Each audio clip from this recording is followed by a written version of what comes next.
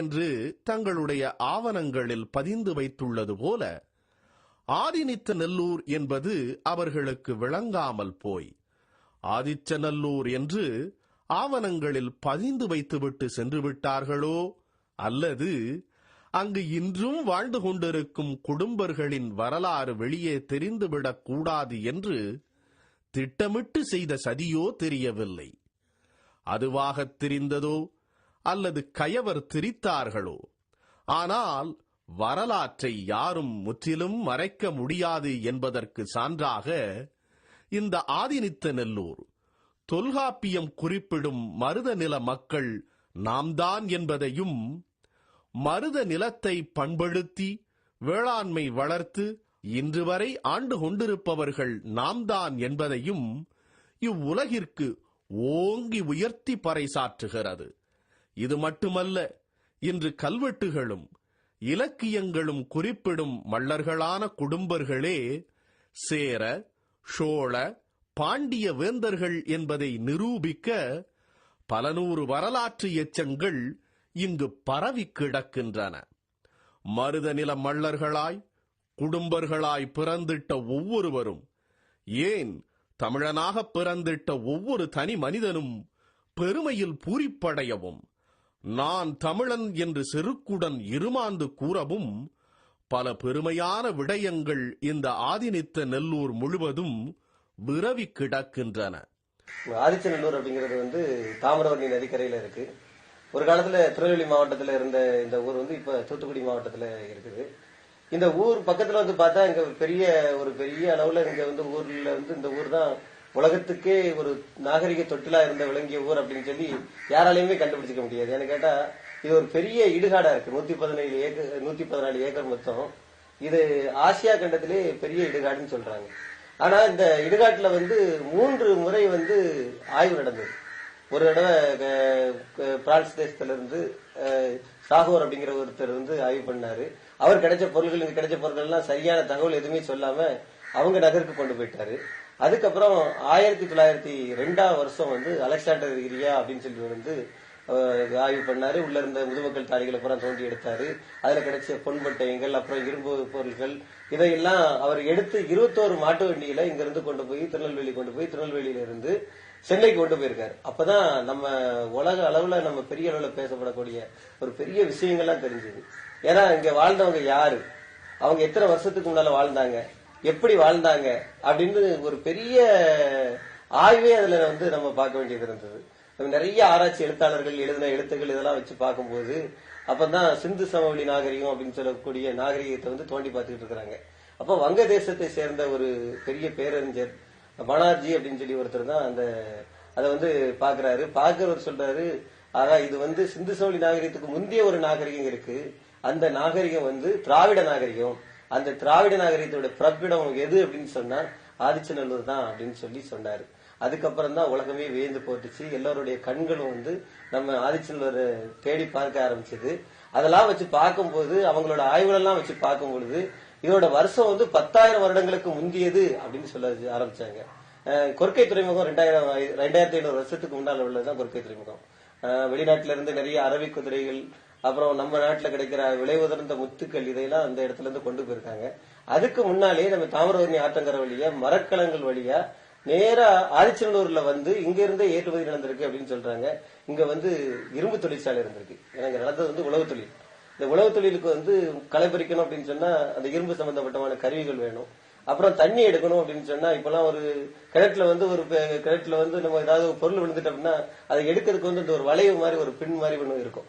அந்த மாதிரி இதே ஒரு 10,000 வருஷங்களுக்கு முன்னால பதிக்கப்பட்ட அந்த முதுமக்கள் தாடிக்குள்ள இருந்துச்சு. அப்போ யாரு அப்படின்னா அந்த நேரமே நாகரிகங்கள் தெரிஞ்ச ஒரு நாகரிகமும் அதே நேரம் பயிர் தொழிலும் தெரிஞ்ச ஒருத்தங்க தான் அங்க வாழ்ந்திருக்கிறாங்க அப்படிங்கிறது தெரியுது. அவங்க யார் அப்படின்னு சொன்னா காலந்தொண்டு கட்டு பயிர் தொழில் யார் செஞ்சுக்கிட்டு இருக்கிறா அப்படின்னு சொன்னா எங்க பகுதியை பொறுத்தளவுல, இந்த திருநெல்வேலி தூத்துக்குடி மாவட்டத்தை பொறுத்தளவுல, தாமிரபரணி கரையை பொறுத்தளவுல நம்ம சொல்றது யாருன்னா பல்லர் அப்படிங்கிற ஒரு சமுதாயத்தை சேர்ந்தவங்களை தான் சொல்லுவாங்க. இந்த ஆதினித்தநல்லூரில் வாழ்ந்த மருத நில மல்லர்களான குடும்பர்களே சுமார் 10,000 ஆண்டுகளுக்கு முன்பே வேளாண்மையை கண்டுபிடித்து அவற்றை வளப்படுத்தி பின்பு இரும்பை கண்டுபிடித்து அவற்றின் மூலமாக நாவாய் எனும் பெரும் கப்பல்களை கேட்டி நெய்தல் நில பரதவர்கள் துணையோடு ஆழ்கடல் தாண்டி சுமேரியா, எகிப்து, சிந்து சமவெளி, அமெரிக்கா, மெக்சிகோ போன்ற நாடுகளுக்கு எல்லாம் சென்று அம்மண்ணையும் வளப்படுத்தி வேளாண்மைக்கு வித்திட்டு அங்கும் நாடு நகரங்களையும் அரசுகளையும் தோற்றுவித்தார்கள் என்று உலகின் பல நாட்டு அறிஞர்களே இன்று ஒப்புக்கொண்டு வருகின்றனர். அது மட்டுமா, வேளாண் சிவனையும் அவன் வழிவந்த குடும்பர்களின் முன்னோர் வழிபாடான சிவநெறி பண்பாட்டையும் இவர்களே உலகம் முழுக்க எடுத்துச் சென்றனர் என்பதை ரஷ்ய நாட்டு அறிஞரான அலெக்சாண்டர் கொந்தரத்தோ தெளிவாக ஆராய்ந்து எழுதியுள்ளார். இதை பற்றி அவர் தனது ஆய்வு நூலான 3 மாக்கடல்களின் புதிர் என்ற நூலில் உயிரோம்பும் உழவுத் தொழிலின் பாதுகாவலனான சிவன் கையில் மூவிலை வேல் தாங்கி புலித்தோலாடை புனைந்து யானை உரி போர்த்தியவனாய் எருது ஊர்தியனாய் கண்டனர். ஆரியர்கள் இந்தியாவிற்கு வந்த பின்னர் ரிக்வேதத்தை எழுத பயின்றனர். தமிழர்களின் மெய்ப்பொருள்களையும் சமயத்தையும் பண்பாட்டையும் கலைகளையும் தழுவிக் கொண்டனர். மேலும் அவர்கள் அதை தமதாக்கவும் வெட்கப்படவில்லை என்று தமிழர்களின் சிவநெறி கோட்பாட்டையும் அதை ஆரிய அநாகரிக கூட்டம் கைப்பற்றிக் கொண்டதையும் தெளிவாக தனது நூலின் பக்கம் 179 விளக்கியுள்ளார். ஆரியர்கள் அநாகரிகர்களாய் ஆடு மாடு மேய்த்துக் கொண்டு இந்தியாவிற்குள் நுழைந்ததே கிமு 1500களில்தான். ஆனால் அதற்கு பல்லாயிரம் ஆண்டுகளுக்கு முன்பே நம் மருதநில குடும்பர்கள் தங்கள் முன்னோன் இந்திரனையும் சிவனையும் வழிபடத் தொடங்கிவிட்டனர் என்பதும், எல்லாம் சுமேரிய, சிந்து சமவெளி உள்ளிட்ட தங்களால் உருவாக்கப்பட்ட உலகின் அனைத்து நாகரிகங்களுக்கும் அவற்றை அவர்கள் கொண்டு சென்றதை உலக அறிஞர்களே இன்று ஒப்புக்கொண்டு விட்ட நிலையில், இங்கு தங்களை வரலாற்று அறிஞர்கள் என்று கூறிக்கொள்ளும் சில அறிவிலிகள் இந்திரனும் சிவனும் ஆரிய கடவுள்கள் என்று இன்றும் பிதற்றி வருகிறார்கள்.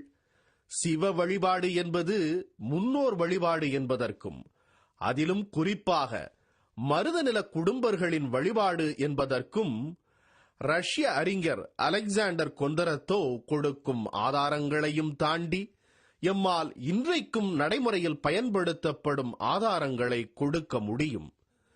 திருநெல்வேலி மாவட்டம் செங்கோட்டை பகுதியில் இன்றும் தங்களை முற்கால பாண்டியர்களின் வாரிசுகளாக கூறிக்கொண்டு வாழ்ந்து வரும் அப்பகுதி குடும்பர்கள் தங்கள் முன்னோர்கள் இறந்துவிட்டால் அவர்களின் சமாதிக்கு மேல் லிங்கம் வைத்து அவர்களை சிவனாக வழிபடும் பழக்கம் இன்று வரை தொடர்ந்து வருகிறது. இறந்தவன் ஏழை குடும்பனாக இருந்தால் அவன் இடுகாட்டிற்கு மேல் சிறு கல்லும், கொஞ்சம் பணக்கார குடும்பனாக இருந்தால் அவனுக்கு மேல் சிறு மேடையும், அதன் மேல் லிங்கமும் வைத்து அவர்களை சிவனாக வழிபட்டு வருகின்றனர் அப்பகுதி பாண்டிய குடும்பர்கள்.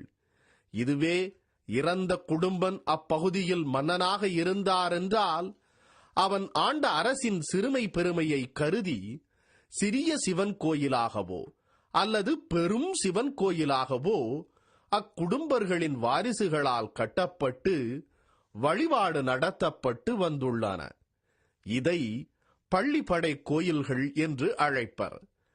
தஞ்சை பெருவுடையார் கோயிலே ஒரு பள்ளிப்படை கோயில்தான் என்பதும், மாமல்லன் ராசராச சோழ தேவேந்திரன் தன் முன்னோரான சோழ பேரரசன் ஒருவனுக்கு எழுப்பிய சமாதியே அச்சிவன் கோயில் என்பதையும் இவ்வரலாற்று அறிவிலிகள் இன்று மறைக்க முடியாமல் ஒப்புக்கொண்டு வருகிறார்கள்.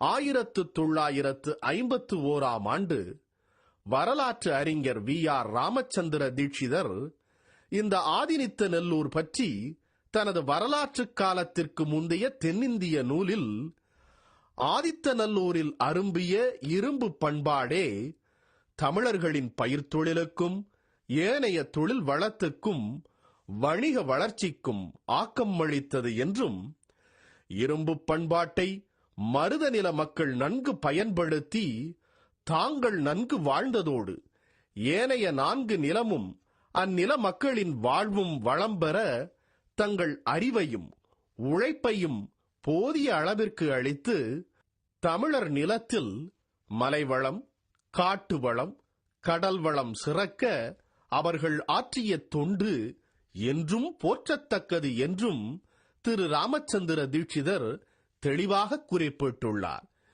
இப்படி உலகமே போற்றும் இந்த ஆதினித்த நெல்லூரில் சுமார் 10,000 ஆண்டுகளுக்கு முன்பாக வாழ்ந்த ஆதினித்த குடும்பனின் வாரிசு இன்றும் இப்பகுதியில் வாழ்ந்து வருகிறார் என்ற செய்தி நமக்கு பேராச்சரியமாகவும் அதிர்ச்சி தரக்கூடியதாகவும் உள்ளது. ஆம், உலக அறிஞர் பெருமக்களே ஒப்புக்கொண்டு விட்ட சுமார் 10,000 ஆண்டுகளுக்கு முன்பே இரும்பை கண்டுபிடித்து வேளாண்மை வளர்த்தெடுத்து எல்லாம் கிரீஸ், சுமேரியா, எகிப்து, சிந்து சமவெளி நாகரிகங்களை உருவாக்கிய ஆதித்தநல்லூர் எனும் மருதநில பகுதியை ஆண்ட குடும்பன் ஒருவனின் வாரிசு இன்னும் அப்பகுதியிலேயே வாழ்ந்து வருகிறான் என்றால் அதைவிட ஆச்சரியமான விஷயம் இவ்வுலகில் வேறு என்ன இருக்க முடியும்? உலகிலேயே ஒரு ஊர் சுமார் 10,000 ஆண்டுகளுக்கும் மேலாக ஒரே இடத்தில் அனைத்து இயற்கை சீற்றங்களையும் தாண்டி நிலையாக இருந்து வருவதே ஆச்சரியம் என்றால், இவ்வூர் மக்கள் செவி வழியாக சொல்லும் வரலாற்றுச் செய்திகளை கேட்க கேட்க நாம் ஆச்சரியத்தின் உச்சிக்கே செல்ல வேண்டியது இருக்கும். நம்மை ஆச்சரியப்படுத்தும் செய்தி என்னவென்றால், ஆதினித்த நெல்லூர் அமைந்துள்ள தாமிரபரணி ஆற்றின் கரையில் அமைந்துள்ளது பாண்டுராசக் கோயில். இக்கோயிலின் வரலாற்றை நாம் கேட்டபோது இப்பகுதி மக்கள் கூறிய செய்தி, ஆதினித்த குடும்பன் இவ்வூரை ஆண்டு கொண்டிருந்த சமயம் இப்பகுதிக்கு கௌரவர்களிடம் தங்கள் நாட்டை இழந்த பாண்டவர்கள் வந்ததாகவும், பின்பு கௌரவர்களுக்கும் பாண்டவர்களுக்குமான கடைசி 18 நாள் யுத்தம் இப்பகுதியிலேயே நடந்ததாகவும், இப்பகுதி போரிலேயே துரியோதனன் கொல்லப்பட்டு பாஞ்சாலியின் சபதம் நிறைவேற்றப்பட்டதாகவும் சொல்லப்படுகிறது. இப்படி பாண்டவர்களுக்கும் கௌரவர்களுக்கும் நடந்த 18 நாள் போரை நினைவுபடுத்தும் நாளை இன்றும் இப்பகுதி குடும்பர்கள் பெரும் விழாவாக கொண்டாடி வருகின்றனர். அவ்விழா பாண்டுராச கோயிலிலேயே வருடா வருடம் சித்திரை மாதம் நடைபெறுகிறது. இப்படி சிறப்பு வாய்ந்த பழம்பெரும் வரலாற்றை தன்னுடன் சுமந்து கொண்டிருக்கும் இப்பாண்டுராச கோயிலின் பூசாரியாக பல்லாயிரம் ஆண்டுகளுக்கு முன் இம்மண்ணை ஆண்ட ஆதினித்த குடும்பனின் வாரிசுகளே தலைமுறை தலைமுறையாக இன்றும் இருந்து வருகின்றனர். இப்போது நீங்கள் பார்த்து கொண்டிருப்பவர்தான் ஆதினித்த குடும்பனின் இன்றைய வாரிசு.